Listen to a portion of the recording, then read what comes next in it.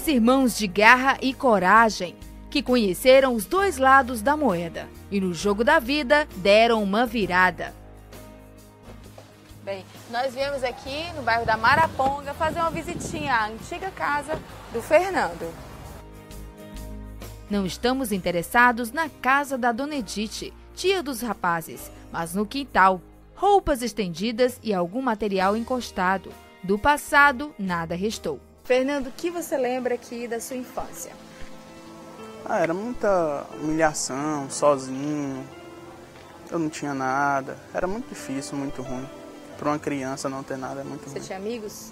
Não. Você não trazia ninguém para sua casa? Não. O motivo era simples, mesmo para uma criança. Quem entrasse na sua casa via o quê? Miséria. Fracasso, coisas muito feias. Era uma cama toda emendada, meu guarda-roupa era uma caixa de papelão.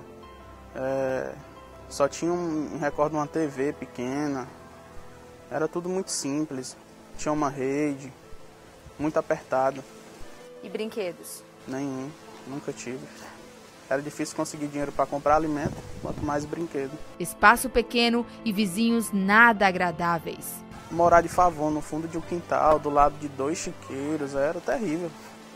Sem contar também quando a gente não tinha o que comer, que tinha que pedir aos familiares. O pai dele, sabe, ele ia pedir dinheiro ao pai dele. Mesmo quarta-feira, o dinheiro faltava. Terminava, não dava nem um tostão. Aí ele tinha que se virar, vender o salgadinho dele, os bolos, para poder ajudar, para poder criar eles. E eu ajudava o que eu podia. Dava um aperto no coração? Dava. Para amenizar a situação, George foi morar com a outra avó. A gente não tinha perspectiva de vida, não tinha nada. Não tinha pai para dar nada a gente, só tínhamos uma mãe que lutou muito para dar de comer a gente, dar de comer. E você lembra o momento da saída de vocês daqui? Lembro, sim. Como foi? Para mim foi uma alegria, foi muito bom, mas ainda não foi. Foi um passo. Foi um pequeno passo. Mas um passo foi determinante. A mãe de Fernando frequentava a iurde e levava o garoto para as reuniões. Desde pequeno, eu ouvia os pastores falando, pregando, em grandeza, em ser empresário, em chegar com dízimos altos. E eu fiquei com aquela visão dentro de mim. Eu disse, eu quero ser isso, eu vou ser isso um dia. E o que foi determinante para você dar uma virada nesta história? Assim, foi a fé que foi me passada na Igreja Universal e principalmente o sacrifício no altar. Pastorava carro no meio da rua, quando tinha eventos por aqui por perto, senão eu saía para vender lanche, vendia desinfetantes, caseiros. E juntei o meu primeiro sacrifício e Foi quanto? Coloquei no altar. Foi em torno de R$300. A economia do país vive seu momento oportuno. Milhares de pessoas falam de melhoras, mas ainda contamos milhões de brasileiros pobres. O pior é que a maioria sequer consegue imaginar uma qualidade de vida.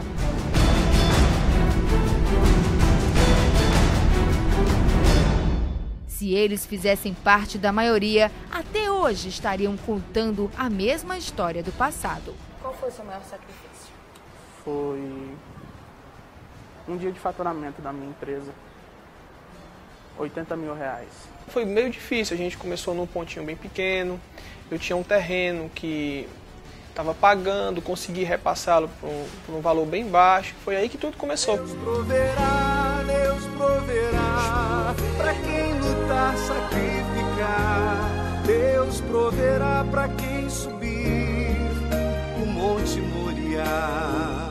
Eles começaram com uma distribuidora de bebidas.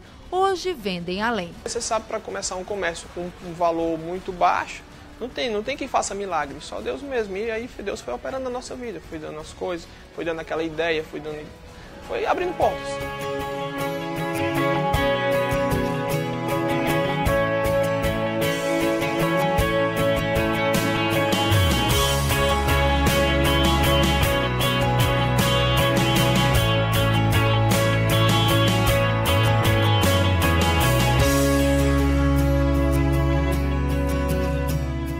A gente não temos formação. A gente foi aprendendo mesmo que na marra e através dos ensinamentos da igreja.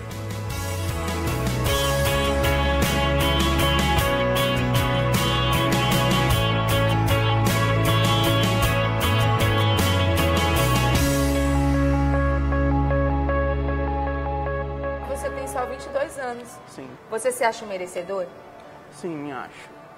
Porque eu batalhei, eu fui atrás. Tanto eu como meu irmão e minha mãe. A gente uniu a nossa fé e a gente conseguiu chegar onde a gente queria, onde a gente tinha um sonho. E não para por aqui, é claro. Mas Deus abençoa a gente já de uma forma grandiosa. De camelô a empresário. É um conto de fadas? Ou você vive algo real? Ou você Não. se pergunta? Realidade. Pura realidade.